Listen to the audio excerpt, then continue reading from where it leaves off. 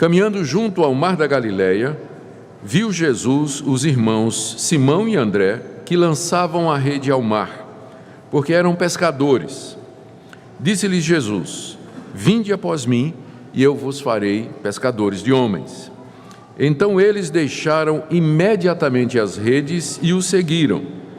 Pouco mais adiante, viu Tiago, filho de Zebedeu, e João, seu irmão, que estavam no barco consertando as redes. E logo os chamou. Deixando eles no barco a seu pai, Zebedeu, com os empregados, seguiram após Jesus. Vamos orar mais uma vez, pedindo que o Espírito de Deus nos conduza na compreensão da sua palavra. Ó Pai, te damos graças pelo privilégio bendito de podermos livremente abrir a tua palavra em público, lê-la, explicá-la, compreendê-la.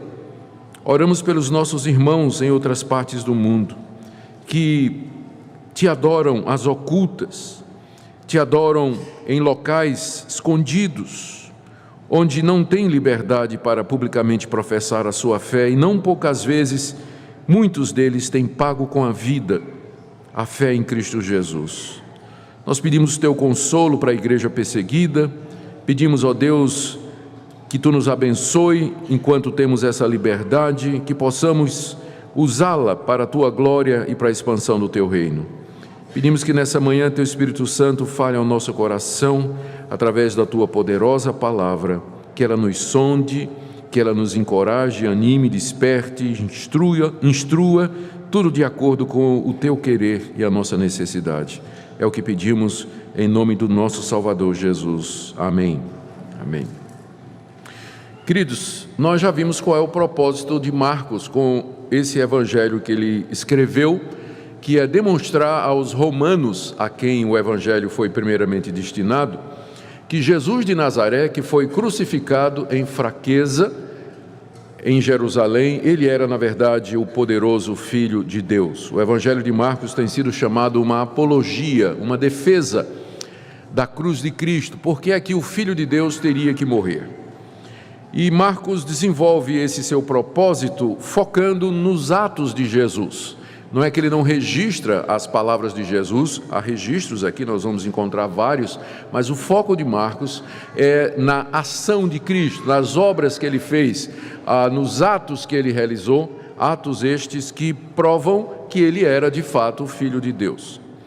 Nós já vimos nas mensagens anteriores o início do ministério público de Jesus, como ele teve como precursor a João Batista, como ele foi batizado por João Batista, depois ele foi levado ao deserto pelo Espírito, lá ele foi tentado por Satanás durante 40 dias, e ele inicia então o seu ministério público na Galileia, anunciando que o reino de Deus havia chegado, que o tempo estava cumprido e que as pessoas então se arrependessem e crescem para entrar no reino de Deus. Como eu disse, o propósito de Marcos até aqui é muito claro, ele quer apresentar Jesus como Filho de Deus, o Messias prometido, a esperança dos judeus, que tinha vindo para inaugurar o reino de Deus que os antigos profetas haviam falado.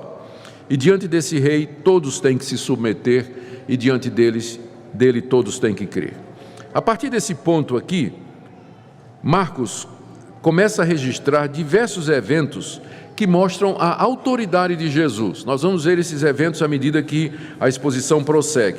Mas ele vai mostrar que Jesus tem autoridade sobre os demônios, capítulo 1, de 21 a 28. Ele vai mostrar que Jesus tem autoridade sobre as doenças, capítulo 1, de 29 a 45. Ele vai mostrar que Jesus tem poder para perdoar pecados, capítulo 2, de 1 a 12. E aqui nós vemos Marcos apresentando Jesus como tendo autoridade para chamar as pessoas, autoridade para convocar as pessoas para que o sigam. Esse é o ponto da mensagem desta manhã, nesse texto de 1:16 a 20, onde Jesus chama Pedro, André, Tiago e João para que o seguissem como seus discípulos. Em primeiro lugar, vamos ver a ocasião da chamada. Quando foi que essa chamada aconteceu? Diz aí no verso 16 que Jesus estava caminhando junto ao mar da Galileia. Ele estava passando ali às margens do lago ou do Mar da Galileia. Na verdade, esse mar, o nome é Mar da Galileia, a gente tem a impressão, não é? Por conta do Brasil, tem a impressão que mar é assim, a gente olha e não vê o outro lado, né? Mas, na verdade, o Mar da Galileia, que tem esse nome tão pomposo, era o Lago de Genezaré. Não era tão grande assim, mas ele era chamado de Mar da Galileia. Na verdade, era mais um lago que era alimentado pelo rio Jordão e cujas águas eram sempre frescas. E por isso havia uma quantidade enorme de peixes ali. E o negócio da pesca prosperava naquela região. Sempre havia pescadores, sempre havia gente ali no Mar da Galileia, lançando as redes, pescando no barco, pescando com diversos tipos de artifícios. E vai ser nessa região que era populosa e que era muito focada na pescaria, que Jesus vai fazer muitos milagres e também vai pregar vários dos seus sermões mais conhecidos. Então foi ali que, e foi nessa região que Jesus estava quando ele chama os primeiros discípulos. Dá a impressão, pela leitura do texto, que foi uma coisa fortuita, casual. Veja outra vez, olha, o verso 16. Caminhando junto ao Mar da Galileia, viu os irmãos Simão e André. Quer dizer, ele estava andando, né? A impressão que dá é que Jesus estava passeando na beira do mar e de repente, opa, 2 pescadores aqui, vou chamar esses 2 para ser meus discípulos. Mas a verdade não é bem essa, não é? Esse encontro, ele foi um encontro intencional, ele foi planejado, porque Jesus já conhecia pelo menos 2 deles. Vocês se recordam que nós vimos que entre a tentação de Jesus e o início do seu ministério na Galileia decorreu mais ou menos 1 ano.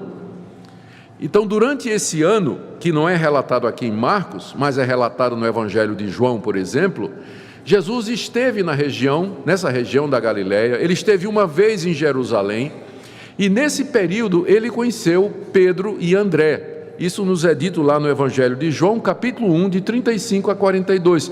Primeiro Jesus chama André, e em seguida André chama seu irmão Pedro, dizendo que tinham para que ele viesse conhecer o Messias. Então, antes desse encontro aqui no Mar da Galileia, Jesus já era conhecido, pelo menos, de André e Pedro, seu irmão, e provavelmente também de João e Tiago. Ou seja, ele está caminhando ali, mas ele tem um alvo, ele vai ao encontro desses 4 que ele já tinha conhecimento, não foi alguma coisa que aconteceu por acaso.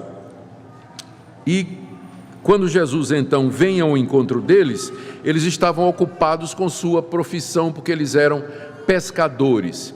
Eles tinham tido um primeiro encontro com Jesus, talvez ficaram com Jesus durante um tempo, e eles agora voltaram para os seus negócios, não é?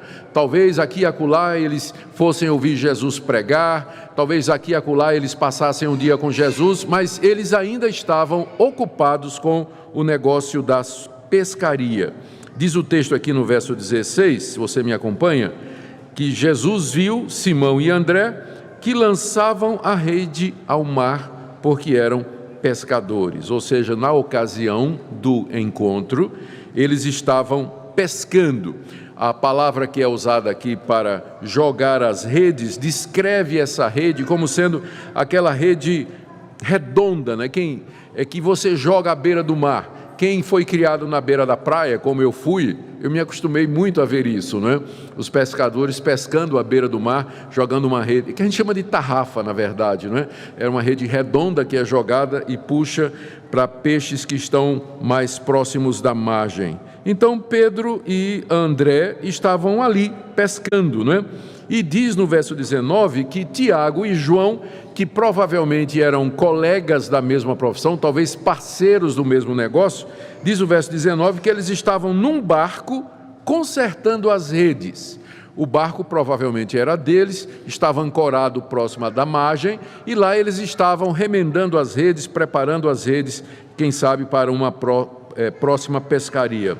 E Marcos aqui acrescenta que eles estavam junto com o pai, Zebedeu, e também que havia empregados, o que sugere que era um negócio rentoso, não eram pescadores assim, como alguns pescadores aqui que só vão pescar em fim de semana, né, e vêm contando aquelas histórias maravilhosas dos peixes que eles pescaram, mas eram profissionais, eles tinham um negócio de pescaria junto com o pai, e o negócio era tão próspero que eles tinham empregados, pessoas que todo dia vinham para trabalhar, iam pescar e voltavam e eram assalariados, eram pagos por ele.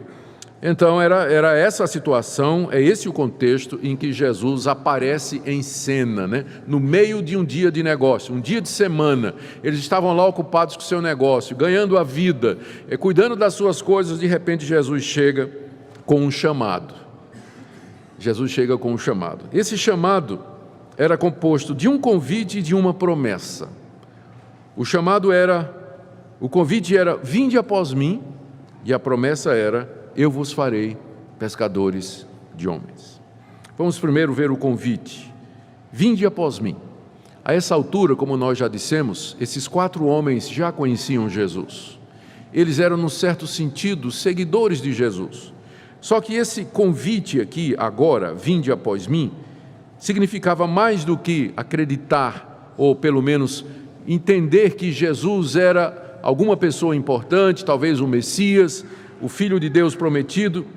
Aquele convite, vinde após mim, era um convite para que eles se tornassem seus seguidores de tempo integral, para que eles se dedicassem agora a seguir a Jesus, estar com Jesus em todo lugar. Veja que no verso 20 diz assim: logo os chamou. Era um convite, era uma chamada que Jesus fez para eles. Era uma chamada para que eles largassem os seus negócios e o seguissem. Era um chamado para que eles se submetessem à autoridade plena de Jesus a partir daquele momento. Era um chamado para que eles seguissem o exemplo de Jesus e obedecessem os seus ensinamentos. Em outras palavras, Jesus os chama ali para ser seus discípulos de tempo integral, para que eles largassem tudo e o acompanhassem nas suas andanças pela Galileia, onde quer que ele fosse, aprendesse dele e assim por diante. Então esse era o chamado que Jesus deu para eles.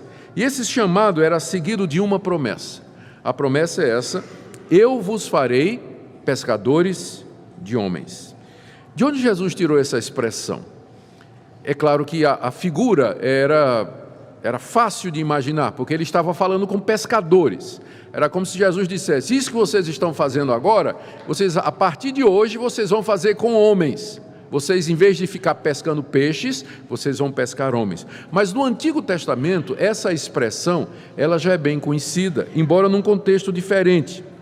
Com frequência, os profetas usam a figura da pescaria para se referir ao juízo de Deus. Por exemplo, o profeta Jeremias, no capítulo 16, de 14 a 16, o profeta Amós, no capítulo 4, verso 2, eles usam essa figura, Deus dizendo assim: vocês não podem fugir de mim, eu vou mandar pescadores que vão pescar vocês e trazer vocês para debaixo do meu juízo. Ou seja, é uma figura que aparece várias vezes no Antigo Testamento, associada com o juízo de Deus. Ou seja, Deus manda pessoas para pescar aqueles que haverão de ser arrastados como o peixe vai na rede, para serem julgados por Deus e condenados. Só que Jesus usa essa figura de Deus lançar a rede e puxar os homens para julgá-los, agora de maneira diferente. Ele tinha anunciado a chegada do reino de Deus. Nós vimos isso na mensagem anterior. Ele disse: o tempo está cumprido, o reino de Deus está próximo. E com a chegada do reino de Deus, também Jesus anuncia a chegada do juízo de Deus. Porque Deus, quando vem como rei para julgar, ele vem não somente para salvar os que são seus, mas ele vem também para condenar os seus inimigos, para julgá-los e destruí-los. Então, o anúncio da vinda do reino não é somente o anúncio da salvação, mas é o anúncio também do juízo de Deus. É por isso que João Batista disse assim: quando ele vier, ele vai batizar com o Espírito Santo, isto é, ele vai salvar aqueles que são seus, e ele vai batizar com fogo, ou seja, ele vai queimar os seus inimigos como quem queima a palha, como quem destrói a palha. João Batista também disse: O machado já está posto à raiz das árvores, e toda árvore que não produz bom fruto é cortada e lançada no fogo. Ou seja, o anúncio da chegada do reino de Deus envolve tanto salvação de um lado, como também condenação. O que Jesus estava fazendo aqui era chamando aqueles homens, aqueles 4 pescadores, para resgatar as pessoas do juízo que se avizinhava. Venham após mim e eu vos farei pescadores de homens. Vocês vão pescar pessoas, vocês vão livrar estas pessoas do juízo que está chegando, do juízo final, do juízo de Deus, da ira de Deus. É isso que vocês vão fazer agora.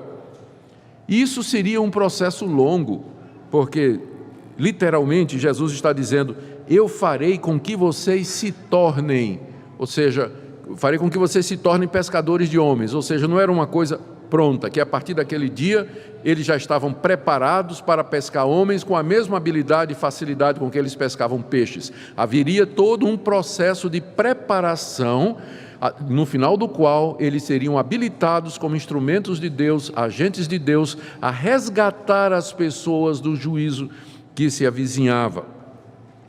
Bom, a condição, é claro, é que eles primeiro se tornassem seguidores de Jesus. Qual foi a reação dos discípulos? Porque isso é, no mínimo, muito estranho.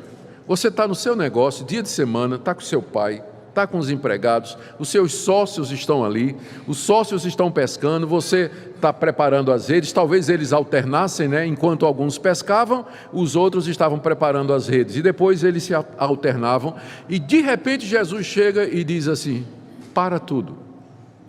A partir de hoje vocês não vão fazer mais isso. A partir de hoje vocês têm uma nova vocação. Vocês vão me seguir. E em vez de pescar peixes, vocês vão pescar homens. Não é estranho isso? Não é? Imagine isso acontecendo na tua vida. Imagine isso acontecendo com você. Qual foi a reação dos discípulos? Eu quero que vocês vejam aqui. Primeira reação: eles o seguiram. Verso 18. Então eles deixaram imediatamente as redes e o seguiram. Eles ouviram o chamado de Jesus, eles atenderam a convocação de Jesus. E eles fizeram isso de maneira imediata. Verso 18, eles deixaram imediatamente as redes, não houve contestação, não houve pergunta, não houve questionamento, não houve imposição de condições, não houve qualquer outra reação a não ser essa. Eles imediatamente deixaram as redes e seguiram a Jesus. E nós vemos isso também no verso 20. Logo os chamou. No verso 18 é o chamado de Pedro e de André e Pedro. E no verso 20 é o chamado de João e Tiago. Logo os chamou e, deixando eles no barco a seu pai Zebedeu com os empregados, seguiram a Jesus. E não somente foi uma reação imediata, sem questionamento, mas também foi de forma radical e definitiva. O verbo que é usado no verso 18 e no verso 20, o verso 18 diz assim: eles deixaram as redes, e no verso 20 diz assim: deixaram no barco seu pai Zebedeu. Esses verbos estão num tempo verbal, no grego, que significa uma ação completa e terminada, significando que eles nunca mais voltaram. Ali foi definitivo, foi uma ruptura completa com o que eles estavam fazendo. Nunca mais eles iriam voltar atrás para aquele negócio e para aquele tipo de atividade. Ou seja, eles reagiram de forma imediata, de forma radical e definitiva. Mas talvez o ponto mais difícil aqui está no verso 20, que diz assim que eles deixaram seu pai. Ou seja, o chamado foi para inclusive sair da família, né? Largaram, e talvez Marcos acrescenta, deixaram o pai com os empregados, para não parecer que Tiago e João foram meio que desalmados, não é? Eles foram embora e deixaram o coitado do pai sozinho. Não, está dizendo aqui que eles tinham empregados. Então o pai não estaria sozinho, não estaria desamparado, havia quem tomaria conta dos negócios. Mas de qualquer forma foi uma ruptura radical, com o trabalho, com o negócio, com a atividade, com a própria família, questionamentos de que é que eu vou viver, e como é que eu vou ganhar o meu pão a partir de agora, como é que vai ser, nada disso subiu na mente deles. Naquele momento, se subiu, não fez a menor diferença. Eles largaram imediatamente o que eles estavam fazendo e seguiram a Jesus. Gente, o que é que esse texto ensina para nós? O que é que Deus quer nos dizer com uma passagem como essa? Esse chamado radical, definitivo, completo, absoluto que Jesus fez sobre esses homens e a maneira como eles então reagiram, atendendo e se submetendo a esse chamado. Eu penso que esse texto tem várias aplicações para nós, ele nos ensina várias coisas importantes para nós. A primeira delas, sem dúvida, é quem era Jesus. Quem é essa pessoa que se acha no direito de chegar para outras pessoas e dizer assim: vocês vão largar tudo aí, vocês vão me seguir. A partir de hoje eu sou a dedicação de vocês, o número 1. Eu sou mais importante do que o negócio de vocês, do que a família de vocês, que a amizade de vocês, e vocês têm que me seguir. Quem que tem autoridade para fazer isso? Só tem uma pessoa que tem direito a demandar radicalmente a nossa vida, e essa pessoa é o nosso Criador, é Deus. Só Deus pode fazer isso. Só Ele pode chegar, invadir a nossa vida, os nossos negócios, os nossos afazeres, a nossa família e dizer: venha após mim, siga-me. Só Deus pode fazer isso. Então, esse texto dessa chamada de Jesus indica a sua autoridade sobre os homens, o seu poder sobre as pessoas, que Ele é Deus e que Ele tem direito real de criação, por ser o Criador, de fazer esse tipo de reivindicação. Ninguém mais pode fazer esse tipo de chamado. Segundo, nós aprendemos aqui que o alvo de Jesus, quando chamou estas pessoas, é que Ele preparasse homens que continuassem a sua obra aqui na terra. Eles deveriam ir pelo mundo inteiro pescar homens depois que Jesus terminasse o seu trabalho com eles. Depois da sua morte e ressurreição, Jesus queria que os seus discípulos continuassem a pregação do Evangelho no mundo todo. E aqui o que nós vemos é o começo da igreja organizada, Jesus chamando os primeiros líderes, preparando, aqui você tem o embrião da igreja, a semente da igreja sendo plantada e lançada como organização propriamente dita.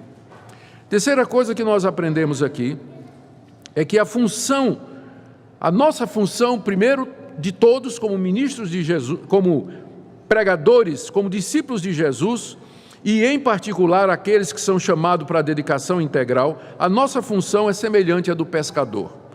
O alvo da igreja é pescar homens, e ela faz isso pela pregação. A pregação é a rede que é lançada no mar. O mar é a humanidade. Os resultados podem ser poucos, podem ser muitos, ou às vezes nenhum, mas essa é a nossa função: pescar homens, chamar pessoas, livrá-las do juízo, e dizer para elas que o reino de Deus está próximo, que elas se arrependam, creiam no Evangelho e que o Messias já veio para ser o nosso Salvador. Quarta coisa que nós aprendemos aqui é o poder que Jesus Cristo tem sobre o coração humano. A gente ouve falar do chamado irresistível, é um dos 5 pontos do calvinismo, não é? É a chamada irresistível. E você está diante de um exemplo disso aqui. Jesus chega e chama, e quando Ele chama, a pessoa vem, não teve questionamento, se curvou diante da voz de Cristo. Juntamente com o chamado veio o poder que persuade, que muda, que transforma. Eu já contei para vocês tantas vezes, eu até me esqueci o número de vezes, mas eu vou contar mais uma.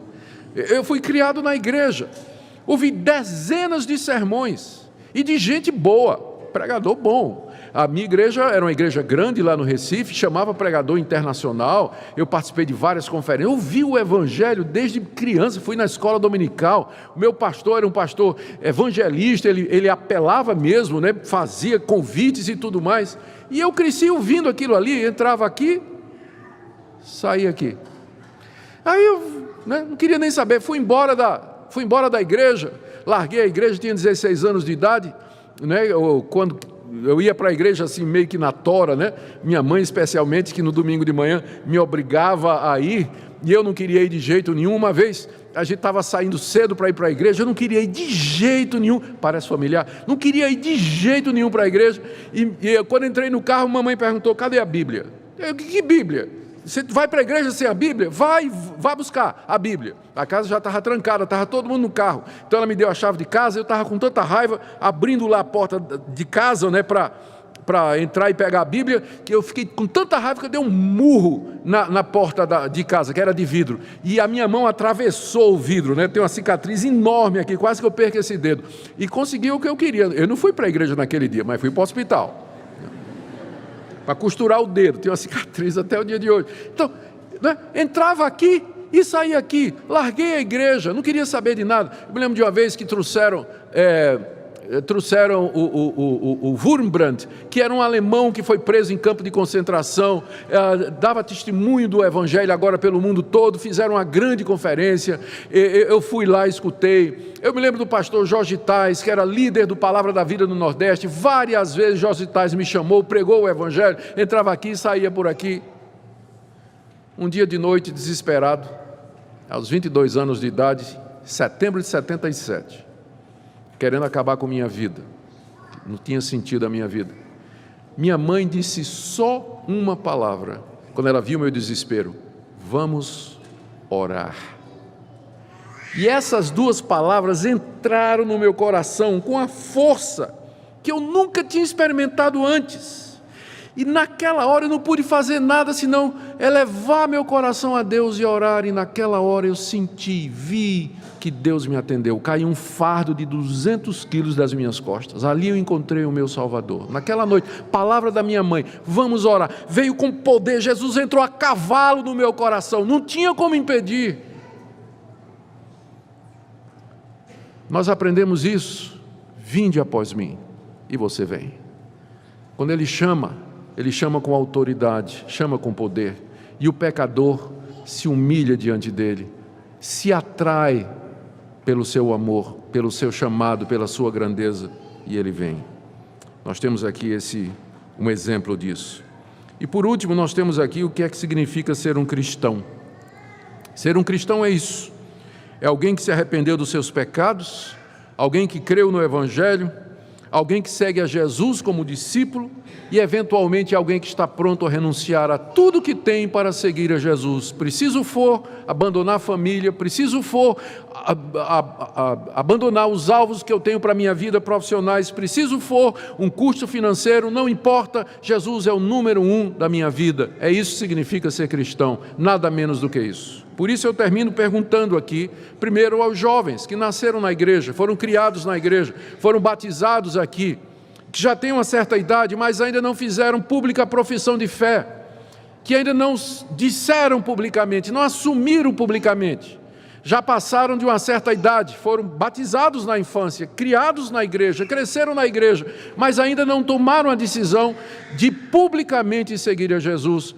A hora é essa. O momento é esse, não deixe passar a oportunidade, mas professe sua fé publicamente, se defina como um discípulo de Jesus Cristo, não mais dependendo da orientação do pai e da mãe, mas por você mesmo, diga: eu quero ser um discípulo de Cristo, ouça o chamado dele e siga. Também uma palavra para aqueles que já fizeram isso, já foram batizados, fizeram pública profissão de fé, mas cujas vidas não são muito diferentes da vida daquelas pessoas que estão no mundo. Seguir a Jesus, ser cristão, envolve compromisso total, gente. No meu negócio, na minha família, em tudo que eu sou. Não é só vir à igreja no domingo, não. Mas ser um discípulo de Jesus onde você está, no seu trabalho, na escola, na universidade, em todo lugar. E aqui uma palavra para os jovens que na universidade às vezes enfrentam professores críticos, professores que zombam, professores que escarnecem, fazem pouco da sua fé. Esses homens não têm fé. Esses homens são incrédulos. Eles não têm fé alguma em Deus e no Senhor Jesus, mas eles vão crer nas teorias deles, no ateísmo furado deles, no evolucionismo darwinista furado deles, e eles apresentam-se como tendo uma capa de autoridade com o método científico, que é um método que muda constantemente. Você está diante de incrédulos, não tenha medo deles. Essas teorias que você ouve, que vêm com força de grande poder, porque são de ciência e tudo mais, ano que vem vai ter um cientista derrubando essa ideia. A teoria da evolução de Darwin já passou por 3 revisões, está indo para a 4ª agora. Você pode confiar naquele que diz: vinde após mim. A autoridade dele você deve acatar, e somente nele você deve crer. Que Deus permita que essa igreja seja feita, não de frequentadores de culto, mas de discípulos de Jesus, de pessoas que estão dispostas a amá-lo e a segui-lo de todo o coração, porque é dessa forma que nós entraremos no reino dos céus, é dessa forma que nós vamos cumprir aquilo que Ele mandou, de sermos pescadores de homens e ajudarmos e trazermos as pessoas e livrá-las do juízo final. Oremos. Ó Deus, te damos graças porque Teu Filho veio a esse mundo. Te damos graças porque Ele se tornou um de nós. Te damos graças porque Ele, na Sua graça e misericórdia, nos chama de maneira irresistível, com Sua voz doce e também poderosa. Te agradeço, Senhor, porque na Tua misericórdia Tu tens chamado a muitos. E se há alguém nesta manhã que ainda não ouviu a Tua voz, ó Senhor, que essa pessoa seja despertada, que ouça a voz do Salvador e que, deixando imediatamente as redes, possa segui-lo. As redes do embaraço, as redes do pecado, tudo aquilo que o impede de seguir a Jesus. Ó Deus, ouve a nossa oração, recebe a nossa gratidão nessa manhã, em nome de Jesus. Amém.